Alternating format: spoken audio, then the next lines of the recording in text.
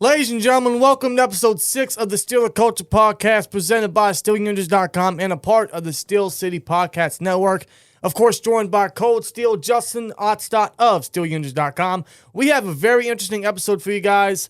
A good talking point, since it appears now safety could be a draft need or a free agency need, a need nonetheless, with Terrell Edmunds officially signed with the Philadelphia Eagles, and he will no longer be a Pittsburgh Steeler. $2 million is all it took. $2 million. To bring Edmunds into Philadelphia, and I think it's an interesting discussion. Maybe we should open up with that and we'll kind of progress to other areas, but $2 million is more, or I should say less than what I thought he would have signed with another team, and it kind of tells you that the Steelers had opportunities to bring this guy back, in my opinion. They absolutely had opportunities. And you're telling me the Steelers couldn't offer more than $2 million? In fact, I know for a fact they offered him a new contract. The extent of it, we will never know. No. But I know for a fact they gave him an offer. Edmunds clearly didn't take it. Now, this could mean one of two things. One, the Steelers want to go a different direction, which is what a lot of people are saying. Or two, which I think we all agree, Edmunds wanted a fresh start. He didn't want to stay in Pittsburgh no more. He wants to go to a place where he's going to be able to prove himself and get that long-term contract that he was really seeking in Pittsburgh. Yeah. But we saw that with that fifth-year option not being brought up. And then, of course, he hit free agency, didn't get anything that we know of. Anything. And then, of course, he re-signed with the Steelers on a very small contract for 1 year, thus returning to free agency where he now is with Philadelphia for $2 million, and I think it's like $600,000 in guaranteed money. He has the potential of getting like $6 million if he stays healthy. Yeah, he has a ton of incentives, but as we know, the Steelers never really lock themselves in long contracts or big money contracts, or more importantly, big guaranteed money. They do it for the obvious, but a guy like Edmunds, they were never going to lock long term. They don't want to lock themselves in players like that for long. Like you see with many other teams. They offer them way too much than what they're really worth, and they're left with a bad cap situation. Yeah. The Steelers don't want to lock themselves in that. But I do think it is a mistake getting rid of Edmunds, but it was probably out of their control because I do think Edmunds wanted a fresh start. But this does open up the need for safety now, not just in the draft, but hopefully in free agency, because before we get into any guys that we're going to bring up, I just want to say that drafting a safety is a little bit of a negative for me, only because now we might have to push a position back. Yeah, and not only that, but safety's also not a position that's really deep. No. In this year's draft. You got Branch, right, which we're going to talk about, but after that, there's a few other guys like, I think, Battle, Hill. Is it Hill from Pittsburgh? Is he? Brandon Hill. He's more of a mid to late round guy. There are a lot of late, mid-round guys that the Steelers could definitely look at.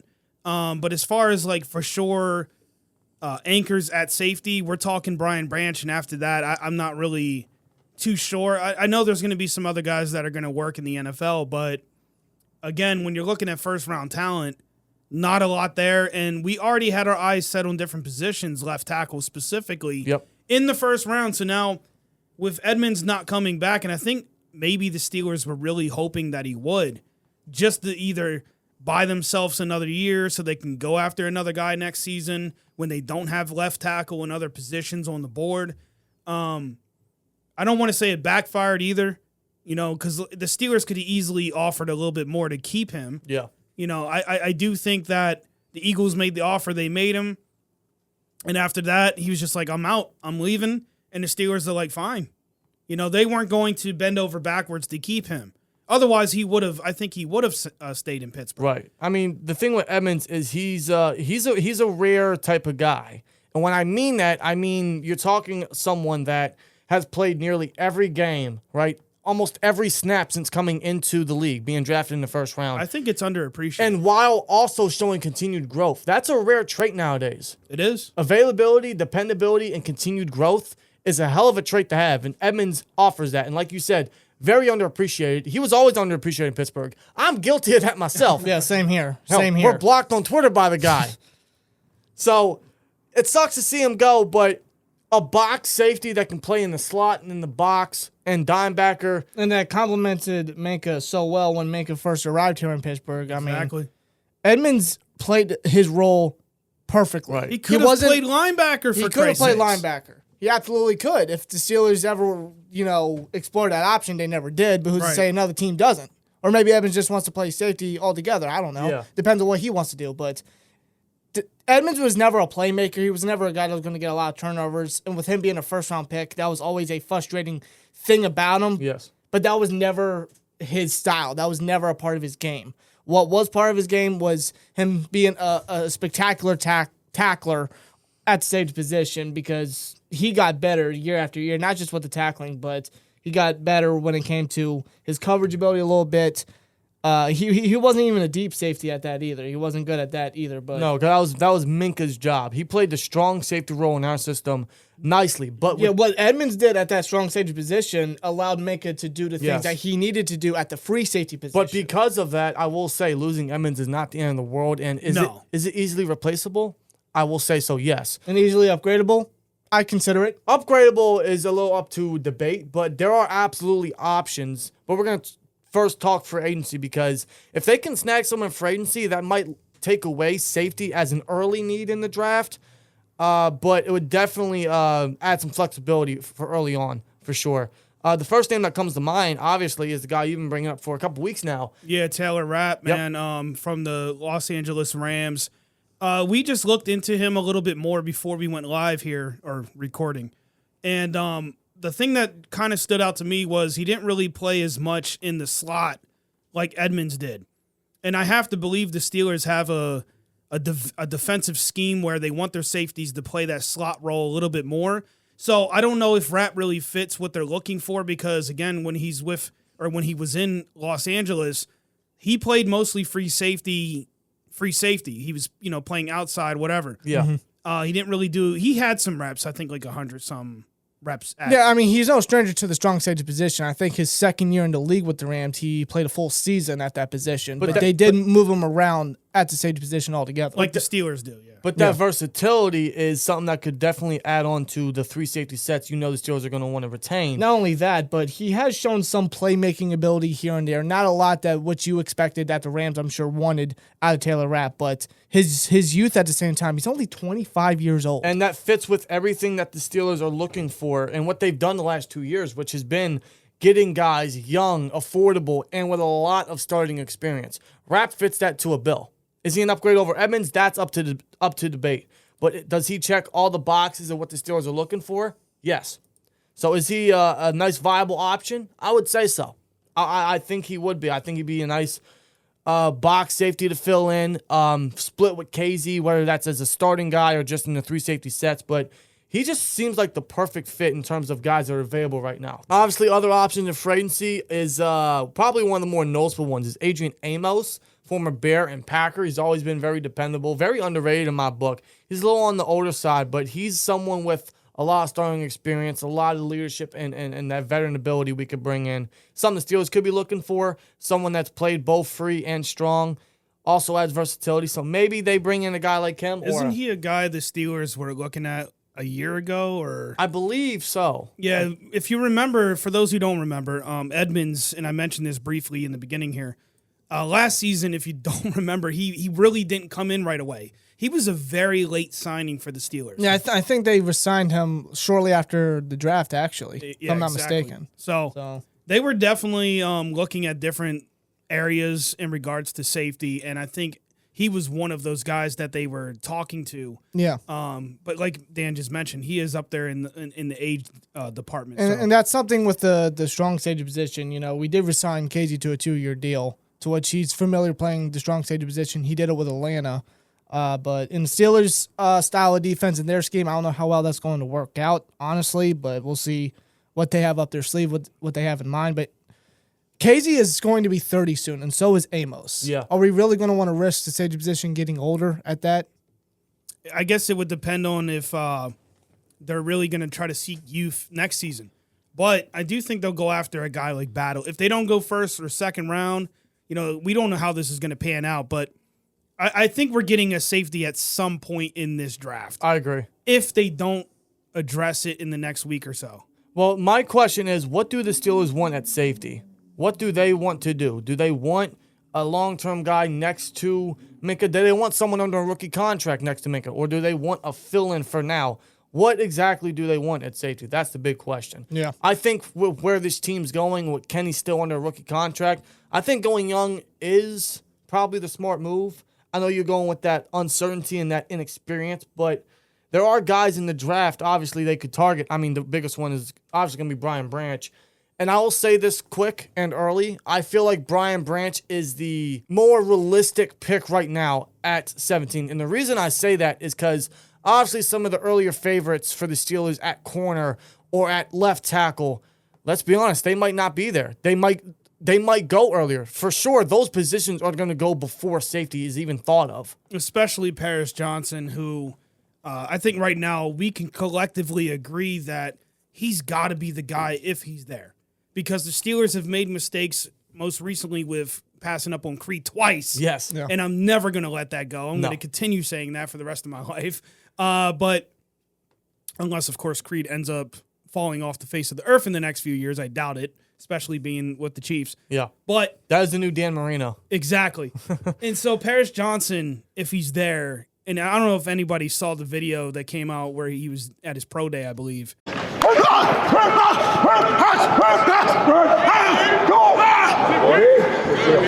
The guy's a monster. Yeah. I've never seen a guy that big move that quickly. It's almost scary. The guy is absolutely going to be a 15-plus year starter, every game, every snap starter, similar to a Joe Thomas. He is that good. He's got that caliber of talent. We're still not changing our stance. Just because safety is now a need, and it might be the pick at 17 because of the reasons I said. I hope the Steelers agree with us, bro. I know. Really do, because, again, they could go after like a Battle or a Hill or, along those lines for at least a year. Yeah. Right? See what they can get out of this guy. Maybe it's one of those really late gems that they find. Yeah, I mean, I'll mention some of the names in the draft now. Branch, obviously, but there's also Antonio Johnson. There's Jamie Robinson. There's Jordan Battle, who I'm actually a big fan of. I think Battle can really be something in the league, as well as how do you say it? Jair. I can't pronounce names. Jair Brown out of Penn State. There's some names that they could fall back on, especially with them having a second. Yeah, like I said, pick. hidden gems that could definitely get in the NFL and make an impact. We see it all the time at different positions over the years, not just with the Steelers, but in the NFL, where these late guys come in and they have an impact and they end up being starters for a long time. I'm also going to name Sidney Brown from Illinois, but the biggest issue with him is his tackling, which obviously if you're going to come in and fill that strong safety role as that box safety, you better tackle. Otherwise, we're going to have another Mike Mitchell situation. Yeah. And I'm not for that. But any of these guys, Branch, phenomenal in the box. Great in the slot. Fits that role perfectly. I know there's a lot of concerns with him that he doesn't play a lot of deep. That's Minka's role. We need someone to complement that. Branch fits that to a T. Same thing for an Antonio Johnson. I really like Jamie Robinson because he might be one of the more versatile safeties. That's the kid out of Florida, right? Yeah, possibly the most hard-hitting safety. I really like this guy. That's arguable. I really like this guy. Jordan Battle's nice. I feel like he's more of a free safety role, but he's definitely an option. Steelers love their Bama backs. And Jair Brown, I mean, Penn State connection. And he's up there with Robinson as probably the most versatile safety in this draft. I mean, he fits everywhere. He can play anywhere. He didn't really test well in the combine athletically, but 10 interceptions the last 2 years at Penn State. He's a guy he's a playmaker. He's a guy that wants to make a play. He wants to help out the team. And these are guys they can get first, second, third, fourth round, right? Even Brandon Hill from Pittsburgh, who obviously, has that Pittsburgh connection. So there are options for the Steelers to fill in at safety, whether that's free agency or the draft. It's a matter of what do they want? Do they want a young guy to pair with Minka for the long term? Do they want to fill in? Do they want to draft a guy? They could sign someone to fill in and then still draft someone later in the draft. That's an option as well, similar to what they're doing with corner. So we don't really know what they're going to do at safety, but they definitely have to fix it. And they're going to have to address it, like I keep saying, whether it's in the first round or later. But I have faith that they're going to do whatever they have to in that regard. Again, the only thing that would upset me is, again, if Johnson's there. If they go or after any of the top three tackles, really. It could be Skronsky, Johnson, or Broderick Jones. Exactly. If either of them are there at 17, that's hard to pass up on because they expressed heavy interest in Orlando Brown. Ultimately went to Cincinnati. The fact that they they looked at that in free agency, knowing that they have to pay big bucks for that guy. It's not out the question they're looking at left tackle early on. Well, they still want to replace Dan Moore. They've made that very clear. If they have to stick with him, they'll stick with him. But they want to replace him. They already improved the interior line immensely. And dude, for the crowd that's saying we're wrong there as far as the Steelers wanting to replace Moore, you can't dispute that because they tried to go after Orlando Brown in free agency. Exactly. That alone tells you their plans. Anyone disputing it is just full of crap. Yeah. No offense, but that's what it is. And But just a matter of agree. fact, it's just a matter of fact, Dan Moore should no longer start at left We tackle. agree. I'm We sorry. agree. I'm sorry. But that's why we're not changing our stance at left tackle. Don't get it twisted. Left tackle is still the smartest and safest pick at 17, but that's only if any of the top three are Exactly. there. Otherwise, it's obviously going to be defense. In fact, let me paint this picture here. Left tackle, we're talking 17, right? Yep. If Paris Johnson's there, you can't pass up on. No. You could pass up on Brian Branch because there's guys like Battle and so on and so forth. But when you reverse that, Paris is there, you pass on him, and you go get Brian Branch. What left tackle is left after round 3? Not many. You're going to get yourself in a Kendrick Green situation where it's a guy that you hope, right? Exactly, because in the later rounds, there's not many pure left tackles later on. There's more so right tackles. What I'm looking for in the draft, if we're going to draft a tackle, and preferably early, he needs to be a day one starter. I'm not looking for these bench players for a little bit, right? Because we're going to have to ride with what we had last year, which... Dude, we gotta kind of follow what some of these other teams are doing. Yeah. We got to go... I don't say we have to go all in now, right? We're not in that mode. No. But you want to take advantage of the Kenny Pickett rookie contract and get the most out of him, and not to bring it up because I hate him, the Joe Burrow effect where you want to hopefully get to a Super Bowl within that rookie contract, right? We want to see what we got. We want to make the most of the opportunities that are in front of us. Joe Burrow's not really the only example. Exactly. Patrick Mahomes, Jalen Hurts, just to name those guys. And those look, guys they- within the past 5 years have all made the Super Bowl. Exactly. Exactly, yep. And the big benefit of that was they built the trenches, and they weren't shy about it either. The Steelers aren't right now. I hope that doesn't blind them from... I'm glad you said that. I'm just saying, I hope that doesn't change come draft because now we need a safety. But I'm saying you look at the Bengals, what is the biggest flaw they had in that Super Bowl run? The offensive line. Offensive line. So And there they you were go. immediately quick to fix that O-line. But now to continue on, their biggest need now is safety. So who's to say the Bengals don't Go trade after up? Brian Branch. They might. Who's to say they don't trade up and take Branch at, I don't know, 15, 16, right? I'm just saying. Because it's a typical Bengals thing to do, and they need a safety. There you go. And at that point, I don't know what the Steelers do, but we're still sold on left tackle at 17. That's not going to change. as long as one of the top 3 is there. Otherwise, then they're going to go defense. And that's why I say Branch might be the most realistic as of now, because corner and tackle are going to go earlier than safety. So, but other than that, I mean, Brian Branch is probably the biggest favorite right now. But I do think we could wait on safety a little bit because I think Weidl and them are good at finding second, third, fourth, mid-round gems to develop under Casey and to kind of get their feet wet in the 3 safety sets where they're not going to be thrown in like Edmunds was, right? They'll get their feet wet in rotations before becoming that starter alongside Minka. I think that's a good way to target it. But if Branch is there and he's our only option, obviously Exactly. you can't hate that. No one's getting upset draft night. And again, I have to plug it. We will be live. Yes. For day 1, day 2, and even more likely day 3. I can't wait.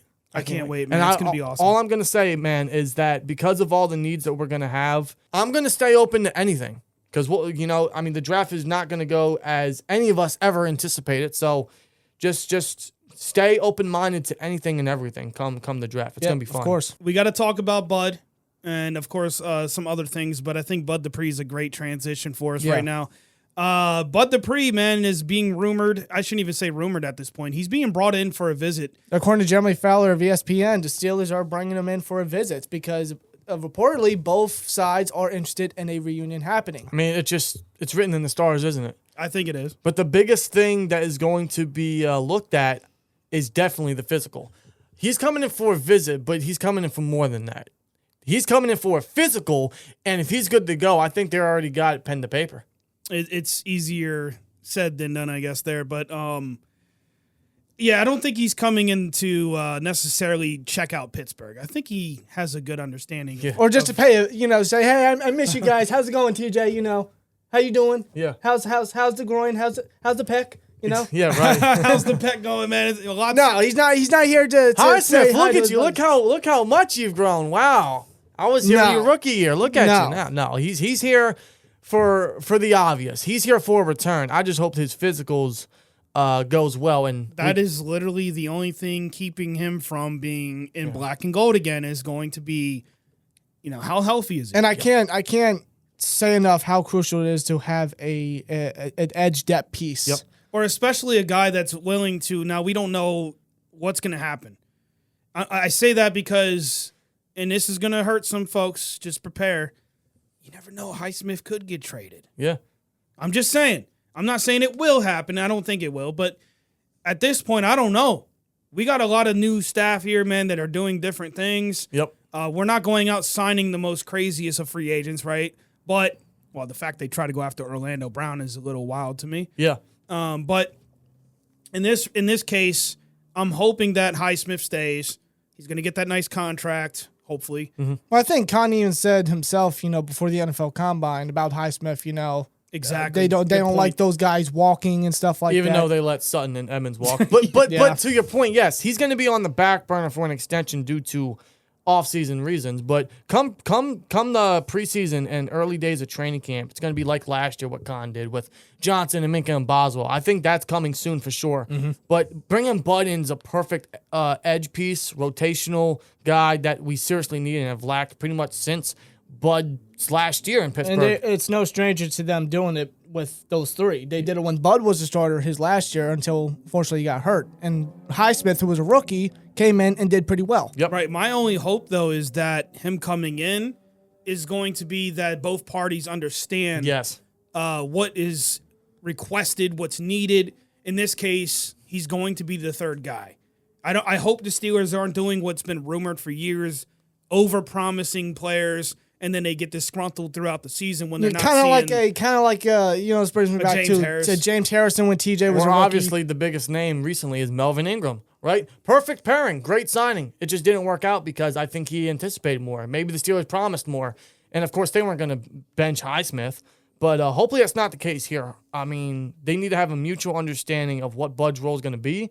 And if that's the case, this is a perfect match. And This is a honestly, perfect return. what's best for his health and his career, because Which we all agree. Since that ACL injury, I mean, let's face it, he hasn't really been the same. He never lived up to the money that Tennessee gave him. No. Dude, we all agree that his role needs to be limited, not just for his, the health portion of that, but I think it works for both parties. Yeah. And I think it would be a match made in heaven, especially if he's able to provide a few sacks throughout the season, provide in that way as that third guy. Yeah. I think that's going to be an impactful situation for the Steelers defensively. And it can benefit Highsmith and Watt at the same time. And it's something And the that they need. corners. And the corners. yep. Yes. And the run defense in general. Bud can do everything you ask him to do. And if healthy and in rotation, which, like you guys said, is perfect for his stage of his career right now, it's perfect, man. It's exciting on paper to think about the possibilities of having not just Bud, but TJ back healthy, Highsmith coming off of his best career year so far, having those guys pressure quarterbacks, and then you got a guy like Patrick Peterson back there who knows how to pick the ball off. Yep. And we talked about this off stream, dude. That's what this defense needs, turnovers to get that offense more opportunities to not only, try to get down the field and score, which we all agree on that as well. They need to improve in that department, but also control the clock. yes. Which is what I believe the Steelers are trying to accomplish with this new offense. Yeah, why by fixing the line and running the football? So I mean, it's just Run the ball. it fits for everything. It fits for everything we're trying to breed as we move more into the Kenny Pickett era. So Indeed. all we got to worry about is his physical, and the pretty much return is imminent. So Exactly. can't wait to see it. But other than that, I mean, some signings were made this week. The Steelers signed James Pierre to a one-year deal, as well as Love tight it. end, Zach Gentry. I think these are both great. Depth pieces. Love both signings. Again, with tight end specifically, Gentry, I think he was solid. I think he improved each year that he was Yes. out there. But more importantly, he's evolved as a tight end. I talked about that in an article on SteelTwins.com, where Gentry went from being like a guy that was more vertical, and he's improved in the blocking department. Yes, he has. Which is aligning with what the Steelers are trying to accomplish offensively. And then you look at pretty much everything they've done so far. I feel like it's been all good moves, specifically this week with the resignings they made. So agreed. And in relation to James Pierre, now I don't know if the Steelers are going to do this just because it'll decrease the number in corners or their just dependability in their depth, but I don't see the point in keeping Ahkello Witherspoon. I think James Pierre can do everything that you ask Witherspoon to do. Right. It's all a matter if they want to cut Witherspoon, which if they do, they'd save $4 million. It could just be a matter of not exactly when, but where they select cornerback. It could be a double dip situation. And then, again, where does Witherspoon fit? Yeah. So we'll see what the Steelers do with that. I'm just going to throw that out there because I just think Pierre is better depth. He's younger. He's cheaper. And he does everything at a fraction of the cost. Yeah, so I kind of have an idea, almost like a take here. In the Steelers this offseason, they made it very clear they were going to be very strategic, very methodical with all moves, whether it was signing guys or moving guys off of the team. We actually saw that play out. I'm thinking that, like in that case with Witherspoon, maybe they're holding on to him a little bit longer to see if, they could get $4 million by releasing. But maybe they hold him on for a trade package. Oh, I could see that. To get more picks. You know what I'm saying? In this year's draft, because they don't have any like 6th rounders. They don't. I don't think they have a 5th round. They have a gap from 4th to 7th round. So, they could use some additional day 3 picks for depth purposes, but I think that'd fit nicely. I didn't even think of that. So say the same thing about Kevin Dotson after the signing of not only Nate Herbig, but Isaac Seumalo at left guard. Yep. I think Dotson's a guy that, and again, this is going to hurt some folks because there's fans of these players. We know that. But if you're a Dotson fan, I'd be feeling a little uncomfortable right now going into this draft. I'll tell you right now, Kevin Dotson is not a starter on this team no more. I'm going to tell you that right now. And in that factor, he's incredibly expendable. Very expendable. Now we know the rumors were true that, you remember a few years back? We even put it on Twitter, and it kind of blew everywhere that there were rumors that the Steelers were unsatisfied with his off-season workout routine or his work ethic. They considered him out of shape, quote unquote. And of course, guys like us that are kind of like, okay, that's believable. I can see why they would feel that way. But there was proof that obviously he was working with Duke Mayweather and he was in the gym, right? I mean, Kevin Dotson is a solid dude physically, but honestly, looking back at it, in the translation on the field, looking back at it in the translation on the field, I mean, what do I always say? Maybe some of them were when right. There's smoke, there's fire. Where there's smoke, there's fire. So there you go. But Kevin Dotson is incredibly expendable now due to the signings of Herbig and Seumalo. I'm sure there's a team out there. There's 31 other teams that could experiment him, give him one more shot in the league, maybe. And I'll tell you this, man. Spoiler alert: he will be involved in a certain mock draft coming up. So keep in tune for that this week. Indeed. Keeping along with the offensive line, the Steelers signed tackle depth, which is what we needed. We only had 2 tackles, which was the starters, Moore and Chucks. Keyword there. Depth. I knew it was going to happen. As soon as I saw that pop up, I'm like, whoa, this isn't a guy that's going to be a starter. No, right? No. And I know some people are like, oh, yeah, the Steelers dub. No. He's not that guy. This signing, by the way, this guy's name is LaRaven Clark. Yeah, I really don't like him to his name. I mean, I guess you can call him, he's now LaSteeler Clark at this point. Yeah, I saw a few comments on Twitter. That's corny as hell, but let's be honest. Yeah, he's a former Colt 3rd round pick that never really translated much, honestly. He's a versatile swing tackle player who's basically going to be replacing Trent Scott, who signed with the Washington Commanders. Yeah, so we lost him in free agency, so we had to get a guy to replace him. So LaRaven Clark is that guy, depth piece, swing guy, versatile. Steelers adore those. I'll take it. Yeah, it's a typical Steelers sign, just a veteran swing tackle for depth purposes. Let's just calm down on getting a little. Oh, Dan Moore, your work's cut out on you, Yeah, it's like when people said when we drafted Chris Oladukin last year, oh, goodbye, Mason. I'm like, what are you talking about? This guy didn't even play 1 snap in preseason. No. And go figure, he went on to be signed with the Chiefs and now has a Super Bowl ring. But good for him. He's the first rookie in our draft class last year that has a ring. So. Just not with us. No. But moving on, man. This is the last bit of Steelers news in terms of signing. It's not really a relation to us. But we lost somebody. Saving the best for last, man. Steven Sims. Yeah. Steven Sims signs with the Houston Texans on a 1-year, apparently $1.7 million deal. Very affordable. I would have liked to have him back. I think he was solid. I think he was underrated in the receiving game in the slot. But now we need a return specialist. We were just saying, too, he kind of had like this, and again, we're not comparing. No, you can't. You know where I'm going here. He had that Antonio Brown vibe. He did. As in, like, his the way he moved on the field. His mannerisms and everything. Exactly. We're not talking about the level of skill or anything like that, but, you know, the separation and that's just next level stuff. But we're saying he kind of had, like, some of those, like you said, mannerisms on the field. I'll tell you what, physically, just watching him walk or just return, I'm like, did AB sign back with him? We'll let him back in. But no, Sim signs with the Texans, good for him. But now, as of now, Gunnar Olszewski has his job back. For now, what do the Steelers do? A punt returner? I don't know. Do they like Calvin Austin enough to give him a shot? Do they like Anthony Miller enough to put him back there? Do they? I could see Austin being that guy, or No, I definitely see the Steelers definitely getting his feet wet in there. He has the frame. or they'll do what they typically have done in the past, whether it's receiver or cornerback.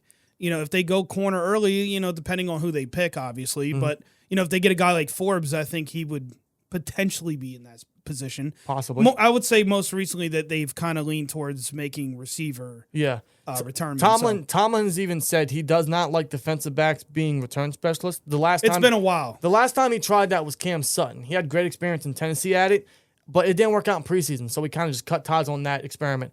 But yeah, you're right. And we've just been playing hot potato with that return specialist for quite some time. So maybe they draft someone late to fill that void. There's a couple guys late that they could definitely draft. I think it's going to be Austin, man. I think that we should give him a shot. I mean, just based on the speed. Now, granted, we haven't got to see what he does on an NFL field yet. But this is where he fits perfectly when it comes to special teams. This is how the Steelers always do it when it comes to their wide receivers. Exactly. Austin's no stranger to doing it. He did it in Missouri. Yep. Well, not Missouri. It was where did he go to? Memphis. Thank you. Same. Something like that. Yeah, and it started with an M. But different. But outside of that, I mean, we might as well just finish off with the Steelers' pro days that they attended this week, since this is very newsworthy. Some interesting ones, huh? Very interesting ones, including one that they never really attend, but it goes to show where their eyes are pointed at. The Steelers first attended the Iowa Pro Day, which obviously the two big names are Lucas Van Ness, edge guy, which has been circled around the Steelers for some reason. By the way, I'm very big on Lucas.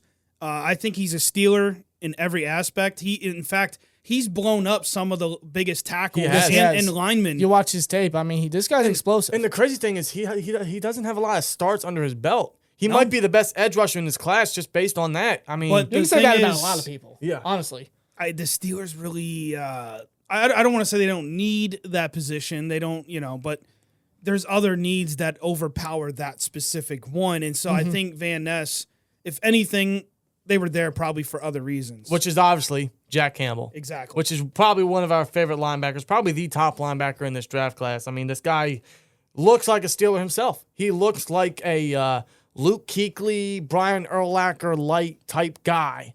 I mean, maybe even like a Ray Lewis type of maybe. Old school linebacker, basically. He's old school with a lot of new school. Like he looks like an old school guy, but he's such a smart football player, and he fits all the tangibles we need a linebacker. And he's such a big dude for a linebacker. He's like 6'5", almost 250, but he's so fluid, so agile, very athletic. Ran a 4.65 in the combine. I was incredibly pleased with his athletic traits in the combine, which really boosted him on my chart. That was actually one of the biggest concerns with him is with him having that old school middle linebacker type of profile.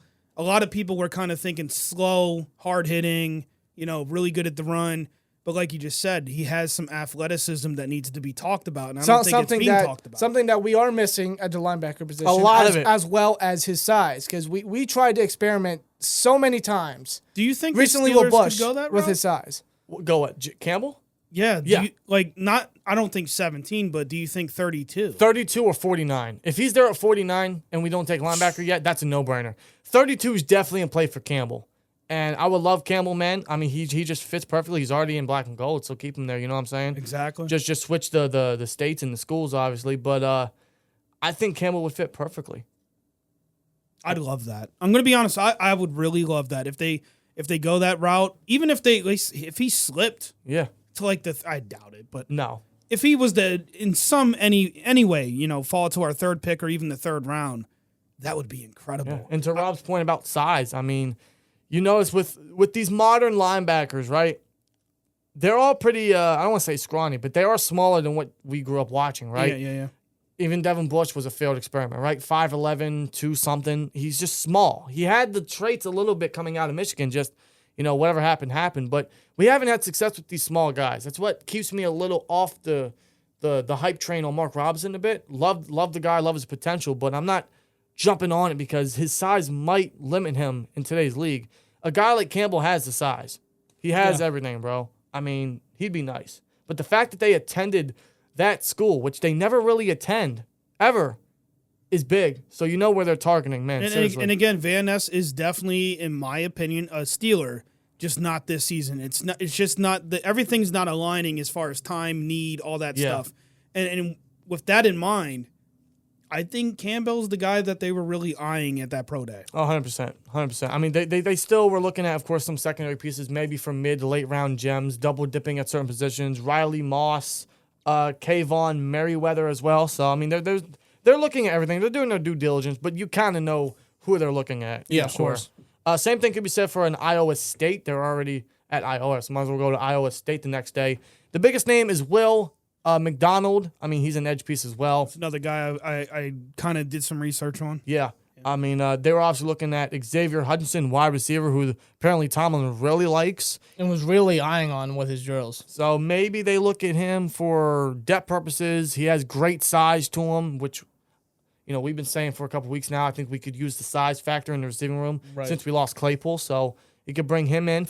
Of course, Anthony Johnson, defensive back. Another nice late-round guy could fill in for a camp body, but to see where he has, maybe even push someone like a Trey Norwood or even a Witherspoon. Yeah, honestly, especially with his versatility. And apparently I read that Terrell Austin, our our defensive coordinator, was like really eyeing him at the same time. Yeah. And you know how Austin is with his versatile defensive back. And, of course, he did that at the Penn State. Now, Mike Tomlin and Omar Khan weren't there, but some of the other main guys were there. Guys like Grady Brown, our secondary coach, Terrell Austin, our defensive coordinator.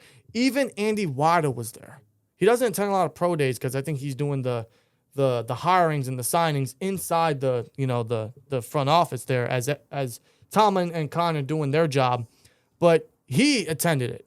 So that doesn't rule out Joey Porter, which is the biggest name, but even like we mentioned earlier when we talked about safety, Jair Brown. Mm-hmm. So they're really doing their due diligence at anything, even, of course, Ohio State.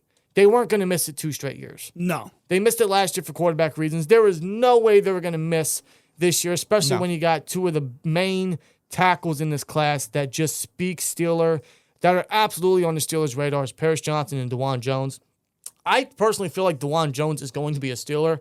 Like, if I had to say a lock, it might be him. Yes, something speaks to me and Dan here that DeJuan, especially if he's there at 32, he may very well be the next Pittsburgh Steeler. I've felt that way going back to February. Yeah. It's been that long. And every time, this board has changed for all 3 of us. Yeah. Over the last few months, right? We've went from different positions in the first round. That's what it normally happens when it comes to draft. You learn new prospects at these different positions. It happens. But Jones continues to be that guy that all 3 of us continue to go back to at some point in the second round. So there you go. And he has the size the Steelers are looking for. I mean, you see Mike Tomlin's looking for. You see the size that they've added in for agency. They're going to keep adding size. Paris Johnson has that too. We just mentioned it earlier in the podcast. He's still our number 1 guy if he's there. Dude, man, if there was any doubts, that film that came out this week of him moving and doing that drill, I know for a lot of people they're just like, whatever, it's a freaking drill. It's not. Dude, it shows how athletic this guy is. That should tell you something when you put that in addition to the film and everything else. You put it all together and look at him overall, right? That's what some people aren't doing. Yeah. Look at the whole entire picture. Yeah. Look at what he did during actual games. Sure, right? Look at the stats. Yes. But you got to also look at, and this is why the 3 of us appreciate this time of year, because you could really see that athleticism, right? Yep. In those drills. Yeah, it's going to be a little different when they're actually going against players and other people and so on and so forth, but those things still matter in my book. Yes. So, and of course, that's what Tomlin and company were eyeing at the Ohio State Pro Day. And those are two of the big names on the offensive line. The Buckeyes are O-line that's coming into this draft. But don't sleep on a Luke Weipler, who's a center, actually. And they did have dinner with all three of them. Yes, they did. Three of the offensive linemen, man. And They're so heavy interest. I in the think, Buckeyes. honestly, I think center is a position that is a sleeper for It is. This year's draft that a lot of people aren't thinking about. A guy like Luke Weipler, maybe in the 3rd, 4th round would be nice. Even a John Michael Smith, who we really love. That just came out, yeah. Could be a best player available option. Yeah. And they brought him in for a visit, a pre-draft visit, one of the top 30 visits. So whether that's them doing their due diligence or not, they are looking at center. They are focused on the line. If this all ends up being a smokescreen, I would be highly surprised and probably disappointed. Right. And although you have Mason Cole there at center, who I feel like He did solid. He did very good in his first year as a Steel at center. He did. I think he only gave up like 1 sack or something. Yeah. Very Like good. very few penalties at the same time. I mean, he stood his ground at center position, but Right. I still like the fact that the Steelers are not, Settling. they're not settling with Mason not Cole settling. exactly. Although they have a starter, they're not marking off center as a possibility. Yeah. You can appreciate that. Yeah, Exactly. for sure. The last 2 guys we're going to mention from the Ohio State Pro Day that they were probably looking at for sure, and in relation to some defensive needs, is Zach Harrison, edge guy. We'll see if Bud signs. If he does that rule out edge? I don't know. Do you because trust his mentals or medicals rather? Maybe depends on the type of years they add on his deal. I don't Or know. they give his deal. It could be Well, just Could be a 1 year, 2 year. I don't know. I think the process right now is getting, because Bud's not for sure yet, right? Otherwise, he'd be signed already, and we'd already have the article up and everything else. I think it's smart that they're still targeting all positions like that because you don't know what's going to happen. They don't know if Bud's 100% healthy. Maybe they do now, but I'm saying prior to that. Right, of course. It's them doing their due diligence. Exactly. So, So I think them looking at those positions is still smart. yeah, same thing. And again, Robinson, who knows? Yeah.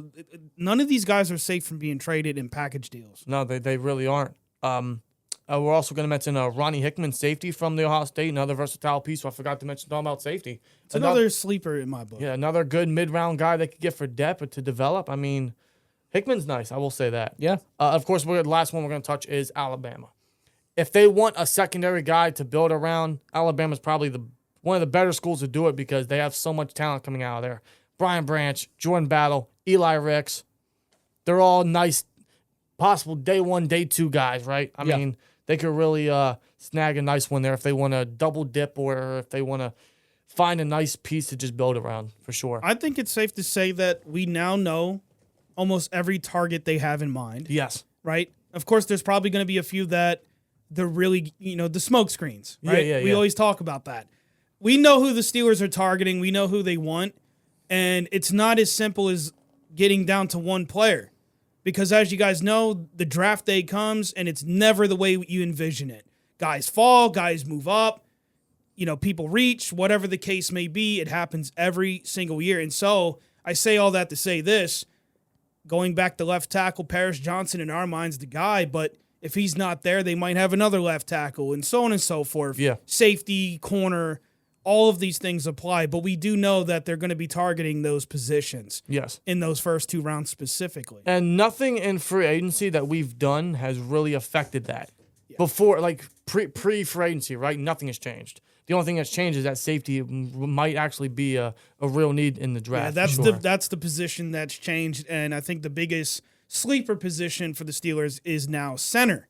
Yeah. Which we kind of just learned this last week with them having the dinner, with Ohio State.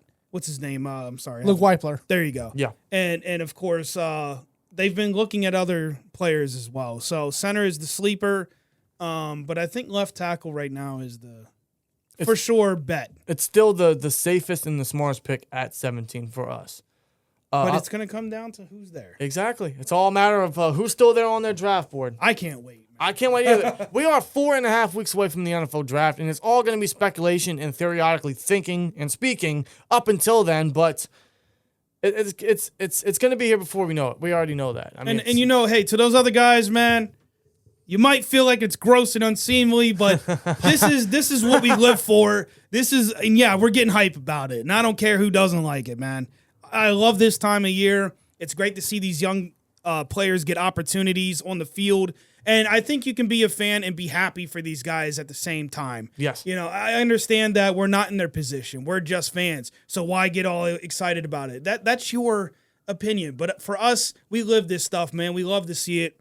And just the overall sport in general is something that I enjoy. So it's an exciting time, man. And I can't wait, man. It's 4.5 weeks away. It'll be here before we know it. But we do know that the Steelers are definitely looking at the obvious positions. Now safety, corner, middle linebacker, possibly D tackle. What else did I forget to mention? Did I say tackle? Yeah, I guess we might have missed out on talking some defensive line. Right. But all that's going to be discussed in the next coming weeks, since pretty much there's not really much to discuss or talk about outside of mock drafts.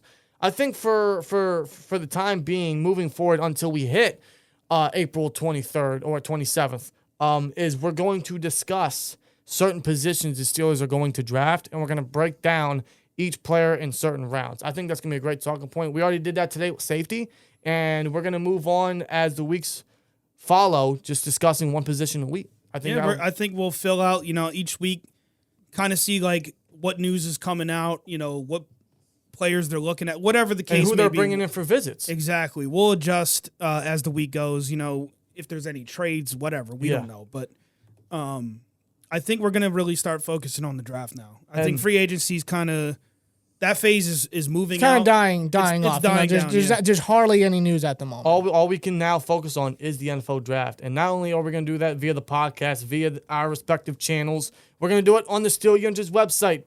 Player profiles are coming. Which, heads up, I haven't been as active the last week on the Steel Yunzer channel.